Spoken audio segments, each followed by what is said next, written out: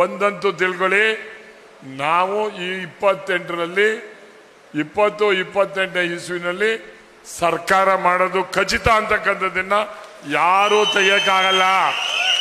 ನೀವು ಮಾಡಬೇಕಾಗಿರೋದು ನೋಂದಾವಣೆಯನ್ನ ಇವತ್ತು ತಳಮಟ್ಟದಲ್ಲಿ ಮಾಡಿ, ಪಕ್ಷವನ್ನ ಸಂಘಟನೆ ಮಾಡಿ, ಸೀಟು ಯಾರಿಗಾರೇ ಕೊಡ್ದಾಗಲಿ. ನಮ್ಮ ಪಕ್ಷದ ವರಿಷ್ಠ ಇದ್ದಾರೆ, ದೇವೇಗೌಡರು ಇದ್ದಾರೆ, ಕುಮಾರಸ್ವಾಮಿ ಅವರು, ನಿಖಿಲ್ ಅವರು ಇದ್ದಾರೆ. ನಿಜವಾಗ್ಲೂ ಕೂಡ ಈ ಜಿಲ್ಲೆಯಲ್ಲೂ ಕೂಡ ಅತಿ ಹೆಚ್ಚು ಸೀಟನ್ನ ಜನತಾದಳಕ್ಕೆ ಸೀಟನ್ನ ತಗೋತಾರೆ ಅಂತಕ್ಕಂಥದ್ದನ್ನ ನಾನು ನಿಮ್ಮ ಮುಂದೆ ಹೇಳೋದಕ್ಕೆ ನಾನು ಇಚ್ಛೆ ಪಡ್ತೀನಿ.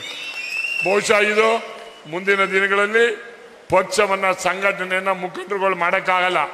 ಕಾರ್ಯಕರ್ತರು ಗ್ರಾಮ ಪಂಚಾಯಿತಿ ಮಟ್ಟದಲ್ಲಿ, ಗ್ರಾಮದ ಮಟ್ಟದಲ್ಲಿ ನೋಂದಾವಣೆಯ ಮುಖಾಂತರ, ಈಗ ನೋಂದಾವಣೆ ಮಾಡೋದು ಭಾರಿ ಸುಲಭ. ಮೊದಲು ಮಾಡಿದೀವಿ ಅಂತ ಹೇಳ್ಬಿಟ್ಟು ಜಗಲ ಮೇಲೆ ಬರ್ಕೊಂಬಂದ್ಬಿಡೋರು, ಆ ಥರ ಮಾಡಾಗಿಲ್ಲ.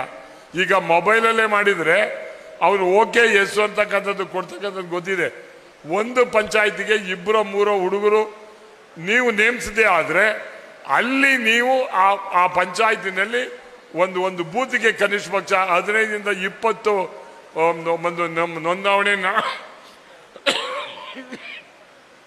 ಮಾಡ್ತಕ್ಕಂಥದ್ದು ಆಗಬೇಕು ಅಂತಕ್ಕಂಥದ್ದನ್ನ ತಮ್ಮಲ್ಲಿ ಮನವಿಯನ್ನ ಮಾಡ್ತೀವಿ. ಒಂದು, ತಾವು ಇವಾಗ ನಮಗೆ ಅಯ್ಯೋ ಇನ್ಯಾರು ಮುಖಂಡರೇ ಇಲ್ಲ, ಯಾರು ದೇವೇಗೌಡರು ಅವರು ವಯಸ್ಸಾಯಿತು, ಕುಮಾರಣ್ಣವ್ರಿಗೆ ಏನಿಲ್ಲ. ಒಂದು ತಿಳಿರಿ, ಇನ್ನೂ ಒಂದು ಬಾರಿ ಈ ಚುನಾವಣೆಯಲ್ಲಿ ಈ ರಾಜ್ಯದಲ್ಲಿ ಕುಮಾರಸ್ವಾಮಿ ಅವ್ರನ್ನ ಮುಖ್ಯಮಂತ್ರಿ ಮಾಡುವಂತ ಪಣವನ್ನು ತೊಟ್ಟಿರ್ತಕ್ಕಂಥ ದೇವೇಗೌಡರು ಇದ್ದಾರೆ. 100 ವರ್ಷಗಳ ಕಾಲ ಬದುಕ್ತಾರೆ. ಮುಂದಿನ ಜೀವನದಲ್ಲಿ JDS ಪಕ್ಷ ಅಧಿಕಾರಕ್ಕೆ ಬರ್ತದೆ ಅಂತಕ್ಕಂಥದ್ದು ನಾನು ಹೇಳಿ, ತಾವೆಲ್ಲರೂ ಕೂಡ ಯಾರು ಆತಂಕ ಪಡ್ಕೋಬೇಕಾಗಿಲ್ಲ. ನಿಮ್ಮ ಜವಾಬ್ದಾರಿ ಪಕ್ಷದ ಸಂಘಟನೆಯನ್ನ ತಳಮಟ್ಟದಲ್ಲಿ ಮಾಡ್ತಕ್ಕಂಥದ್ದಾಗಬೇಕು. ಮಾಡಿದಂಥ ಅಲ್ಲಿ ತಾಲೂಕ್ ಪಂಚಾಯತಿಗೆ, ಜಿಲ್ಲಾ ಪಂಚಾಯತಿಗೆ, ಮಹಿಳಾ ಘಟಕಕ್ಕೆ ಇದಕ್ಕೆ ಗುರುಸ್ತಕ್ಕಂಥ ಜವಾಬ್ದಾರಿನ ಇನ್ನು ಮುಂದೆ ನಿಖಿಲ್ ಕುಮಾರಸ್ವಾಮಿ ಅವರು ನಿಮ್ಮನ್ನು ಮಾಡ್ತಾರೆ ಅಂತಕ್ಕಂಥದ್ದನ್ನು ನಮಗೆ ಭರವಸೆ ಕೊಟ್ಟು, ಇವತ್ತು ವಿಶೇಷವಾಗಿ ನಾನು ಈ ಭಾಗಕ್ಕೆ ನಾನು ಮಂತ್ರಿ ಆಗಿದ್ದಾಗ ಬಂದಿದ್ದೆ. ಹಲವಾರು ನನ್ನ ಸ್ನೇಹಿತರುಗಳು ಇದ್ದಾರೆ, ನನ್ನ ಜೊತೆಯಲ್ಲಿ ಓದಿದ್ದವರು, ಗೌರ್ಮೆಂಟ್ ಆರ್ಟ್ಸ್ ಕಾಲೇಜಲ್ಲಿ ಓದಿದ್ದವರು ಭಾರಿ ಜನ ಸಿಕ್ಕಿದ್ರು, ಇಲ್ಲಿ ಜೊತೆಯಲ್ಲಿ ಇದ್ದಾರೆ. ಬಹುಶಃ ನನಗೆ ಅವ್ರಿಗೆ ಸಿಕ್ಕಿದಾಗ ಖುಷಿಪಟ್ಟರು, ಏನನ್ನ ನಮ್ಮ ಪಕ್ಷಕ್ಕೆ ಬಂದ್ಬಿಟ್ಟಿದೆಯಾ ಅಂತೇಳಿ. ನಾನು ನಮ್ಮ ತಾಲೂಕಿನಲ್ಲಿ ಇಂಡಿಪೆಂಡೆಂಟು, BJP, ಕಾಂಗ್ರೆಸ್ಸು, ದಳ ಅಂತ ಎಲ್ಲನೂ ನೋಡಿದ್ದೀನಿ. ನನಗೆ ನಿಜವಾಗಿ ತೃಪ್ತಿ ತಂದಿತ್ತು ಚುನಾವಣೆ ಯಾವುದು ಪಕ್ಷ ಅಂದರೆ ಅದು ಜನತಾ ದಳ ಅಂತಕ್ಕಂಥದ್ದನ್ನು ನಾನು ಹೇಳೋದಕ್ಕೆ ಇಷ್ಟಪಡ್ತೀನಿ. ಬಹುಶಃ ಎಲ್ಲರೂ ಕೂಡ ನಾವು ನಮ್ಮ ಜಿಲ್ಲೆಯಲ್ಲಿ ಇಲ್ಲಿ ನಿಮ್ಮ ಮುಂದೆ ಹೇಳ್ತಾ ಇದ್ದೀವಿ, ನಿಖಿಲ್ ಕುಮಾರ್ ಅವ್ರಿಗೆ ನಮ್ಮ ಜಿಲ್ಲೆಯಲ್ಲಿ, ಅಕ್ಕಪಕ್ಕ ಜಿಲ್ಲೆಯಲ್ಲಿ ಪ್ರಾಮಾಣಿಕವಾಗಿ ಅತಿ ಹೆಚ್ಚು ಸೀಟನ್ನ ಕೊಡ್ಸಕ್ಕಂಥ ಜವಾಬ್ದಾರಿ ನಮ್ದಾಗ್ತದೆ. ನಿಮ್ಮ ನೇತೃತ್ವದಲ್ಲಿ ಇವತ್ತು ಜನತಾದಳ ಬೆಳಿಬೇಕು, ಆಗಬೇಕು.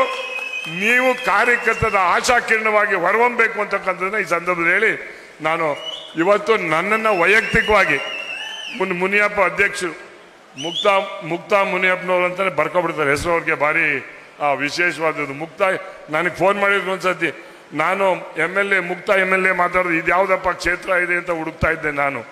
ಆಮೇಲೆ ಗೊತ್ತಾಯ್ತು, ನಾನು TV-ನಲ್ಲಿ ಮಾಡಿದ್ದೀನಲ್ಲ ನಾವು ಅಂತ ಹೇಳಿ.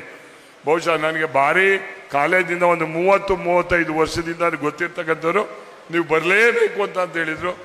ನನ್ನ ಅವಧಿನಲ್ಲಿದ್ದಾಗ ಇಲ್ಲಿ ರೇಷ್ಮೆ ಮತ್ತು ಹೈನುಗಾರಿಕೆಗೆ ಅತಿ ಹೆಚ್ಚು ಪ್ರೋತ್ಸಾಹವನ್ನು ಮಾಡಿರ್ತಕ್ಕಂಥದ್ದು ಜವಾಬ್ದಾರಿಯುತವಾಗಿ ಮಾಡಿದ್ದೀನಿ.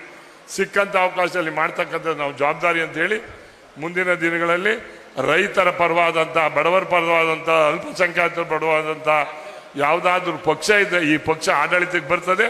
ನಿಮ್ಮ ಸಮಸ್ಯೆಗಳನ್ನ ಈಡೇರಿಸತಕ್ಕಂಥ ಜವಾಬ್ದಾರಿ ಪಕ್ಷದ ಮುಖಂಡರುಗಳದು ಅಂತ ಹೇಳಿ ನನ್ನ ಮಾತು ಮುಗಿಸ್ತೀನಿ. ಜೈ ಹಿಂದ್, ಜೈ ಕರ್ನಾಟಕ. ನಾನು 86 kg ಇದ್ದವಳು 71 kg ಬಂದಿದ್ದೀನಿ. ವಯಸ್ಸಾದ್ಮೇಲೆ ಸ್ಮಾರ್ಟ್ ಆಗಿ ಕಾಣ್ತೀರಾ ಅಂದ್ರೆ ಜಿನ್ನಿ. 126 kg ವೇಟ್ ಇದ್ದು ನಾವು ಈಗ 114 kg ಲೆಕ್ಕ ಬಂದಿದ್ದೀವಿ. ಯಾವುದೇ ಸೈಡ್ ಎಫೆಕ್ಟ್ ಆಗಿಲ್ಲ. 84ರಿಂದ 50 kg ಬಂದೆ, ಆಮೇಲೆ ಸಣ್ಣಗೆ ಫಿಟ್ ಆಗಿದ್ದೀನಿ. ಅದಕ್ಕೆ ನಾನು ಯೂಸ್ ಮಾಡ್ತಾ ಇರೋದು ಜೀನಿ ಸ್ಲಿಮ್.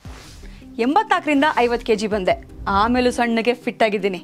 ಅದಕ್ಕೆ ನಾನು ಯೂಸ್ ಮಾಡ್ತಾ ಇರೋದು ಜೀನಿ ಸ್ಲಿಮ್. ಸಣ್ಣ ಆಗಕ್ಕೆ ಜೀನಿ ಸ್ಲಿಮ್ ಯೂಸ್ ಮಾಡದೆ ಹೆಲ್ದಿನೂ ಅದೇ. ನೀವು ಸಣ್ಣ ಆಗ್ಬೇಕಾ, ಹೆಲ್ದಿ ಆಗ್ಬೇಕಾ? ಹಾಗಿದ್ರೆ ಜೀನಿ ಸ್ಲಿಮ್ ಯೂಸ್ ಮಾಡಿ. ಸಣ್ಣ ಆಗೋದಕ್ಕೆ ಯಾವುದೋ ಪ್ರಾಡಕ್ಟ್ ಹೇಳ್ತಾ ಇದ್ದಾಳೆ, ಏನಾದರೂ ಸೈಡ್ ಎಫೆಕ್ಟ್ಸ್ ಇದೆ ಅಂತ ಯೋಚನೆ ಮಾಡ್ತಾ ಇದ್ದೀರಾ? ಖಂಡಿತ ಇಲ್ಲ, ಯಾಕಂದ್ರೆ ಇದು ಕೆಮಿಕಲ್ ಫ್ರೀ. ಸಣ್ಣ ಆಗಬೇಕು ಅಂದ್ರೆ ಜೀನಿ ಸ್ಲಿಮ್ ಯೂಸ್ ಮಾಡಿ. ಹೆಚ್ಚಿನ ಮಾಹಿತಿಗೆ ಕೆಳಗೆ ಡಿಸ್ಪ್ಲೇ ಆಗ್ತಿರೋ ನಂಬರ್ಗೆ ಕಾಲ್ ಮಾಡಿ.